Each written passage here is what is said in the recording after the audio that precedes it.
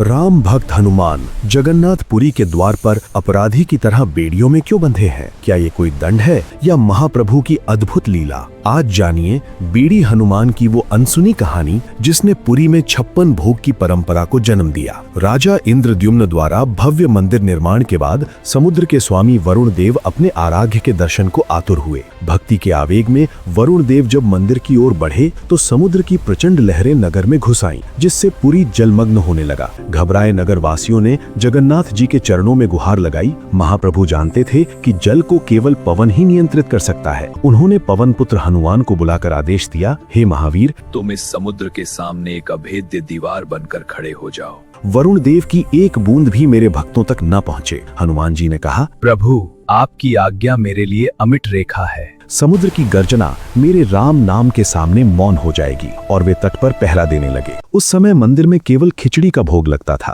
अयोध्या के स्वादिष्ट व्यंजनों के आदि हनुमान जी रोज एक ही खिचड़ी खाकर ऊब गए। वे सोचने लगे कि प्रभु की खिचड़ी दिव्य है, पर मैं तो वानर सेनापति हूँ। क्या प्रभु को मेरे लड्डू याद नहीं? क्या युगों तक बस यही खिचड़ी खानी होगी? जब समुद्र शांत होता, हनुमान जी चुपके से पहरा छोड़ते और उड़कर अयोध्या या वाराणसी जाकर जी भरकर लड्डू मालपुआ खाते। उनके हटते ही वरुण देव को मौका मिल जाता और लहरें फिर से मंदिर को छूने लगती। जब ये बार बार हुआ तो जगन्नाथ जी सब समझ गए। प्रभु ने पूछा, हनुमान, तुम स्वाद के वश में होकर अपना स्थान क्यों छोड़ रहे हो? क्या तुम्हें खिचड़ी पसंद नहीं? हनुमान जी ने क्षमा मांगी। प्रभु, आपकी खिचड़ी अमृत है, पर इस वानर को कभी कभी लड्डुओं की याद सताती है। तब प्रभु ने हनुमान जी के प्रेम और कर्तव्य को बांधने के लिए एक लीला रची। उन्होंने हनुमान जी के पैरों में स्वर्ण की जंजीरें बांध दी। हनुमान जी ने देखा कि जंजीर की हर कड़ी पर राम नाम अंकित है। वे भावुक होकर बोले, आपने तो मुझे दंड नहीं, अपना साक्षात नाम पहना दिया है।